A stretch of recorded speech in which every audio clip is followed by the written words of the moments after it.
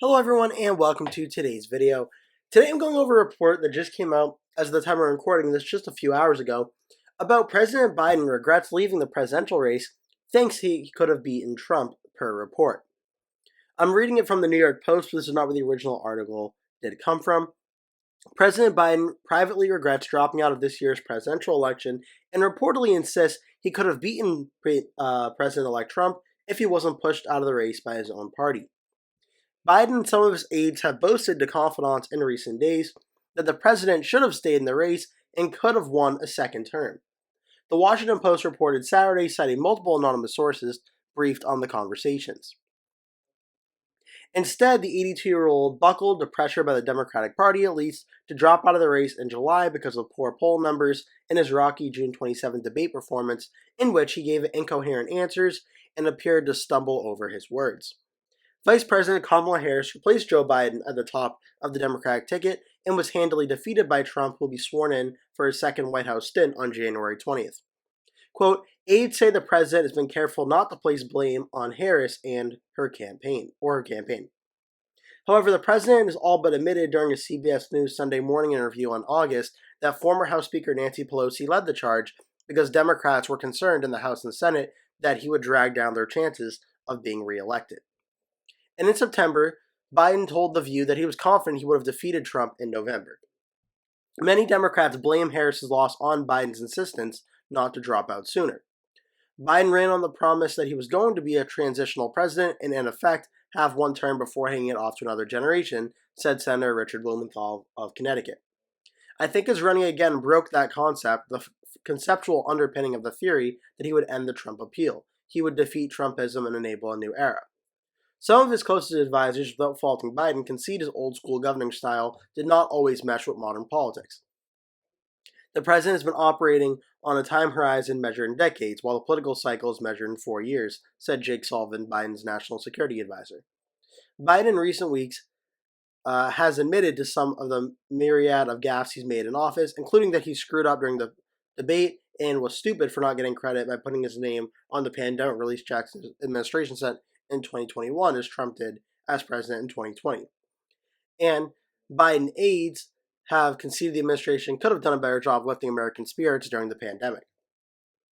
Repeating many claims made in Bob Woodward's book War, the Washington Post reported Biden has also been telling confidants he shouldn't have picked Merrick Garland as Attorney General, whining the former U.S. Appeals Court judge was too aggressive in prosecuting his son Hunter, and Garland was apparently too slow for Biden in prosecuting Trump over the January 6 riots, charges that were ultimately dismissed. So this is very interesting. Biden is still insistent that he would have won against Donald Trump in 2024. And it's a hypothetical situation that obviously will never happen, so we'll never know for sure. But we could also be pretty sure that, yeah, there was no way Joe Biden had a shot at beating Donald Trump. Right as Joe Biden dropped out of the race, Donald Trump was leading Joe Biden by 3.1% in the national polling at the time. And you may be thinking, okay, well, that could have certainly changed going into Election Day, but I highly doubt it. Because again, 3.1%. Donald Trump ended up defeating Kamala Harris by 1.5% in the national popular vote. The biggest a Republican has ever won the popular vote in a very long time.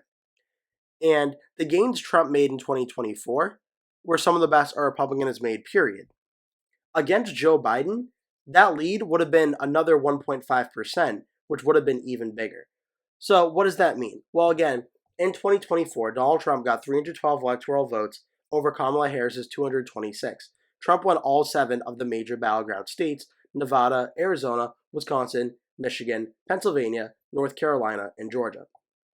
Trump won Georgia by 2 points, Arizona by 5, Nevada by 4, Wisconsin by just a bit under 1, Michigan by a little bit under 1.5, and Pennsylvania by about 1.7. If it was Trump versus Biden, you could make a conceivable argument that the race in these states, where it probably would have gone something like this: Georgia and its 2% for Trump, if the popular vote was another 1.5%, more friendly towards Donald Trump, that probably would have had Georgia most likely have been around a likely Republican state at about 5%. North Carolina would almost certainly be, seeing as Trump won the state by 3%, it would have absolutely voted for Donald Trump over 5%. Arizona was already a likely Republican state, but it certainly would have been even more Republican, probably 6 to 7% for Trump. Nevada at 4% was lean Republican. This would probably have been likely Republican against Joe Biden as well.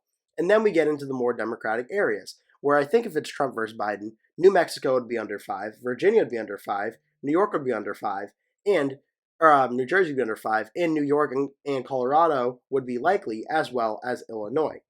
I think there's a good case being made in Nebraska's 2nd district, which voted for Harris over Trump by about 5 points. I think there's a good case to be made in this one. We could potentially have seen Nebraska's 2nd be a tilt win for Donald Trump. In the Rust Belt states, Wisconsin, when Trump versus Harris ended up being a tilt Republican state, Trump versus Biden, it would have been a lean Republican state. And I'm not just making that up. I'll show you exactly what the polling would be for this state. Wisconsin, when Biden dropped out, Trump was leading by 2.9%. This would be a lean Republican win in Wisconsin. Now let's look at the state of Michigan. Donald Trump won the state of Michigan against Joe Biden. He was leading here by 2.1%. He won it against Harris by about 1.5%. So in this scenario, at very least, Michigan would also be lean Republican. Now let's look at Pennsylvania. Pennsylvania, when Biden dropped out of the race, Trump was leading by 4.5%. So that would be a lean category. If things got any better, we could have seen Pennsylvania go for Donald Trump in a likely Republican margin over 5%. So Biden can insist that he may have done better than Kamala Harris against Donald Trump. And since Harris lost the election to Trump and lost the election pretty badly, I'm sure Democrats would love to say Biden would have won. The reality is Biden not only would have done worse than Kamala Harris, he would have done significantly worse, including hurting Democratic chances in states like New Mexico and Virginia and New Jersey and Illinois, and probably Maine too, which likely would have gone down to a lean Democratic margin.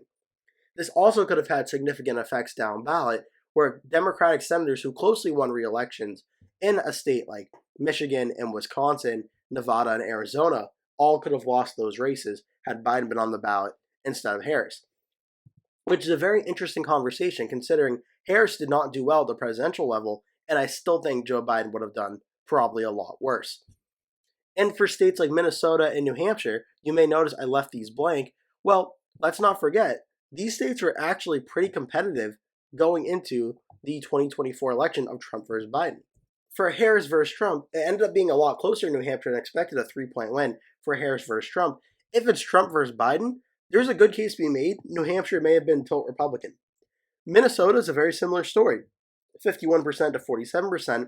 There's a good case to be made if it's Trump versus Biden. We see Minnesota go Republican for the first time, I believe, since the 1960s. So Biden being on the top of the ticket very well could have been totally disastrous, even worse for the Democrats than 2024 ended up being. Where, yes, Donald Trump won a very big presidential election in 2024 in Michigan, where Lisa Slotkin defeated Mike Rogers very narrowly. This one could have easily gone red, as could have Wisconsin, as could have Nevada, as could have Arizona. And we also had a closer than expected race in Virginia, which could have been competitive. So having Joe Biden at the top of the ticket very well could have been disastrous for Democrats in 2024. The House race, which ended up going for the Republicans, just about 5 seats, 220 to 215. Who's to say with Biden at the top of these tickets, a lot of these races that were very close that stayed Democrat, like Ohio 9, or flipped like California 27 or California 45. And here, who's to say these don't stay red? So Biden, I'm sure, would love to believe he would have beaten Trump and done better than Harris. I think the reality is Biden likely would have done much worse. That being said, I think in hindsight now, it's pretty evident looking back, Donald Trump, no matter who he faced for 2024, was probably going to win the 2024 presidential election. But the question is, depending on what the margins were, Trump could have done even much better against Joe Biden in 2024, which makes reading this article very, very intriguing because Biden and his team seem to think he would have done better, but I think the reality says a much different story. But I'm interested to see what you think about this. Leave a comment below telling me if you think Biden would have done better than Kamala Harris did, or would Biden have done much worse as I think he would have against Trump in 2024. Thank you so much for watching. Please remember to give the video a like, click subscribe, share with your friends and family, and I hope to see you in a future video. That will do it for today's video. Thank you so much for watching. If you enjoyed the video, please remember to give it a like. And if you really liked it, please remember to click the subscribe button and make sure you turn post notifications on so you always get notified when I post a new video. That way you never miss one.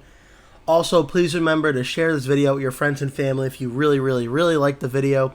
And remember to stay tuned because I'll be posting at least one video every single day leading up until Election Day. So I'd really appreciate it if you keep coming back and watching those videos. Thank you so much for watching, and I hope to see you in a future video.